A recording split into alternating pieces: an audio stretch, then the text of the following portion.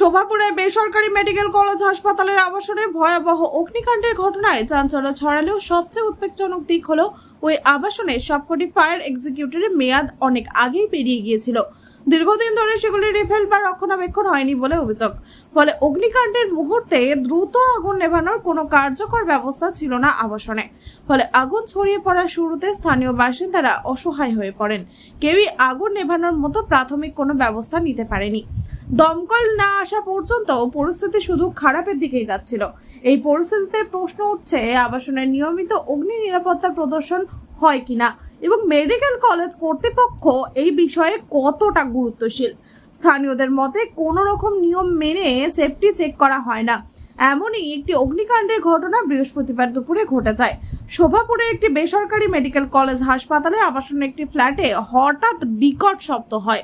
কিছুক্ষণের মধ্যে দেখা যায় ঘন ধোঁয়ায় ভরে গেছে গোটা তলা। আগুন লেগেছে একটি ফ্ল্যাটে। সেই ফ্ল্যাটের বাসিন্দা চিকিৎসক অনুরাগ ভাদুরী তখন হাসপাতালে কর্তব্যরত ছিলেন। তিনি জানান, হাসপাতাল থেকেই শুনি আমার ফ্ল্যাটে আগুন লেগেছে। ছুটে এসে দেখি সবকিছু ছাই হয়ে গিয়েছে। মূল্যবান নথিপত্র, আসবাবপত্র আর কিছুই রইল না। মনে হচ্ছে শর্ট সার্কিট থেকেই আগুন লেগেছে। খবর পেয়ে দুর্গাপুর দমকল বিভাগের দুটো ইঞ্জিন দ্রুত পৌঁছয়। প্রায় 25 মিনিটের চেষ্টায় আগুন নিয়ন্ত্রণে আনা সম্ভব হয়েছে। দুর্গাপুরের দমকল বাহিনীর সাব অফিসার পূর্ণেন্দু ভৌমিক বলেন, আমাদের বেশ কিছুক্ষণের প্রচেষ্টায় আগুন নিয়ন্ত্রণে এসেছে। আবাসনের সামনে জলের ব্যবস্থা না থাকায় কিছুটা সমস্যায় পড়তে হয়েছিল।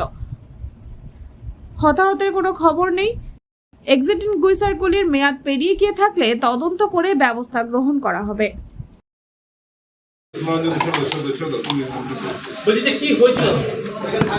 আমি কলেজে আমাদের ডিপার্টমেন্টে ছিলাম, তখন আমাদের একজন স্টাফ বললেন যে এমনি জেডিতে আগুন লেগেছে। আমি তারপরে আসলাম, আর এসে ধোয়া ছিল এবং এনারা সবাই মেটানোর চেষ্টা করছিল। কি থেকে হলো কিছু বোঝা যাচ্ছে? বুঝতে পারছি না, হয়তো একমাত্র এসি ছাড়া আর কোনো সোর্স তো হচ্ছে না। ঘরে কি আর কেউ ছিল? আর কেউ ছিল না। আর কেউ ছিল না? কেমন কি ক্ষয়ক্ষতি হয়েছে? টিভি গেছে, এসিটা গেছে, বেড ফেড সব গেছে। সব ডকুমেন্টস ছিল বিছানার উপর, এটাই সমস্যা। লাইফের প্রায় সব ডকুমেন্টস ছিল। কি নাম? অনুরণ ভাদুরী। কি করেন? আমি ডক্টর এখানে। বলছি যে শর্ট সার্কিট মনে হচ্ছে। হতে পারে, আমি কি করে বুঝবো? এটা তো স্টাফ কোয়ার্টার। হ্যাঁ, আপনার সমস্ত সার্টিফিকেটের মধ্যে ছিল? সেগুলো গেছে ম্যাক্সিমাম। কল পাওয়ার নির্ধারিত সময় নষ্ট একদম না করেই আমরা যথারীতি নির্ধারিত সময়েই এসেছি।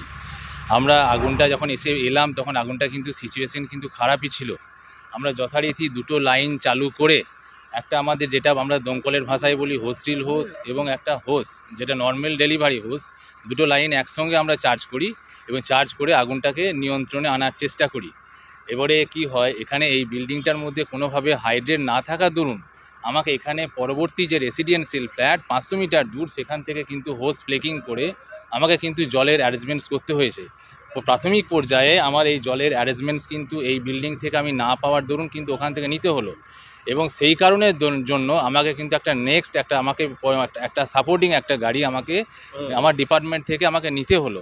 যেহেতু জলের ব্যবস্থাটা সেই মুহূর্তে ইনিশিয়াল পজিশন আমরা আগুনটা ধরুন বিভিন্ন কারণে হতে পারে, এই মুহূর্তে তদন্ত সাপেক্ষ। এখন এই মুহূর্তে অনেকভাবেই লাগতে পারে, আমি ডিটেক্ট করে কিছু বলতে পারবো না। সেটা বাড়ির মালিক যিনি ছিলেন, কি নাম, যে ডক্টরবাবু যে ছিলেন, উনি বলছেন বাড়িতে নাকি ছিলেন না। ঠিক আছে, সেই ছিলেন না, সেই না থাকা অবস্থায় কিন্তু আগুনটা লেগেছে।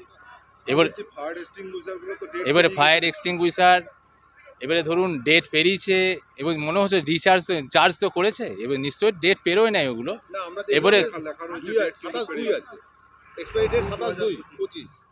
27/2/2025।